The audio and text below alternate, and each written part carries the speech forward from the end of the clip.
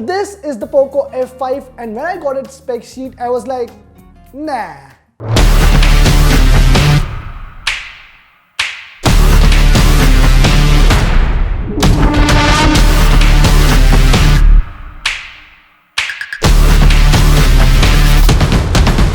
Alright, the Poco F5 has launched in a very competitive sub rupees 30,000 price segment where we have the iQOO Neo 7, the Redmi Note 12 Pro Plus and even the Pixel 6a.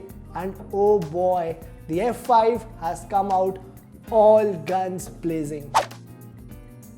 A few people can look at the F5 and really learn how to make a good looking mid-range smartphone. It's clean, nice and has a really attractive rear panel. Slim edges, extremely lightweight and has a great in-hand feel.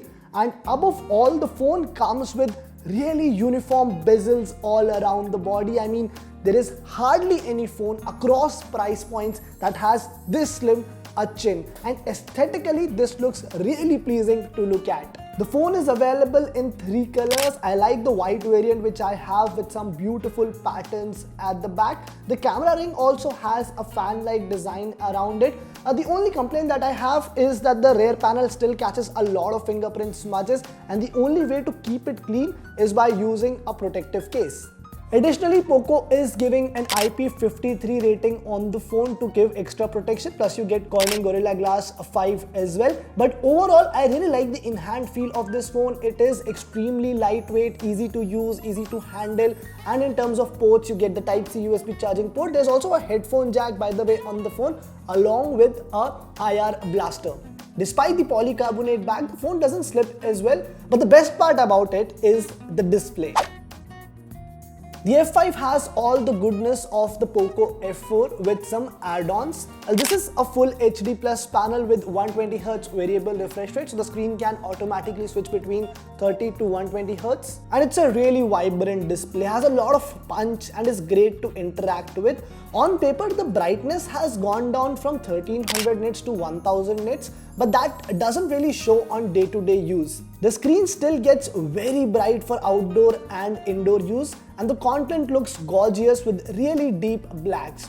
Ideally, I would have wanted slightly muted colors, but this isn't bad at all. Plus, there is Dolby Vision and HDR10 Plus support along with dual stereo speakers. Well, I believe this is the best display that you can buy at this price point. See, the F series is really known for its performance part, and the F4 came with the Snapdragon 870 chip, which was a very powerful chip at the time, and the F5 goes in the same direction as well. Here we are getting Snapdragon 7 Plus Gen 2 chip. This is one of the very first phones that I have used with this particular chip. There are 2 variants with 8GB RAM, one with 128GB storage, the other one has 256GB of storage. And performance-wise, I'm pretty much satisfied with this phone. Both Call of Duty Mobile and Asphalt 9 ran without any issues. The phone didn't show any signs of heating up either. There's additional 7GB virtual RAM, which definitely helps boosting the phone's performance. Also, I'm genuinely impressed with the MIUI 14 here. It's really refined now, has a very good animations, it's good to interact with, and by the way, the phone also doesn't have any bugs, which is a rare thing for a Xiaomi or a Poco phone. But I really like the experience, this whole software experience on this phone. Additionally, you get 2 years of Android updates and 3 years of security updates on this one. There's still some bloatware, but it is still manageable. The battery has seen a marginal upgrade from last year. It's gone from 4500 mAh to 5000 mAh, and on my use case, on average, I got about 5 hours of screen time on this phone. I mean, it's honestly not that big an upgrade, but it's always good to have that extra bit of juice on the phone. And plus, this phone comes with a 67-watt charger, so it can charge really fast.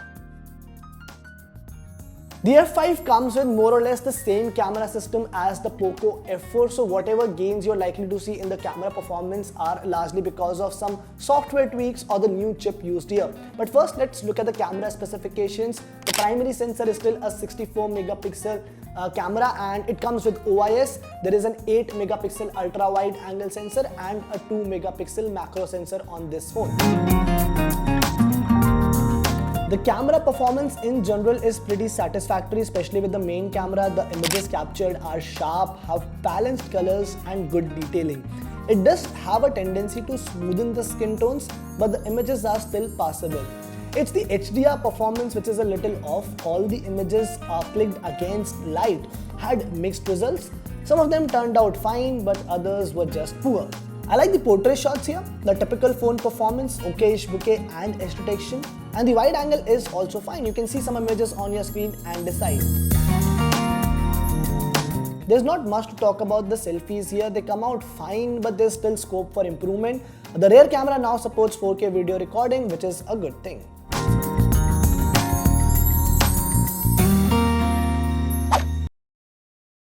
See, the Poco F5 for the price is a very good phone. It's charming, has a brilliant display, consistent performance. It's really powerful, by the way, and the battery has also been improved from last year. But the Poco F4 could do almost all of these things. So I don't really see a major upgrade from last year's phone. Yes, some would say that it gets the new chip, but for that, Poco has gone back from a glass back on the F4 to a polycarbonate panel here.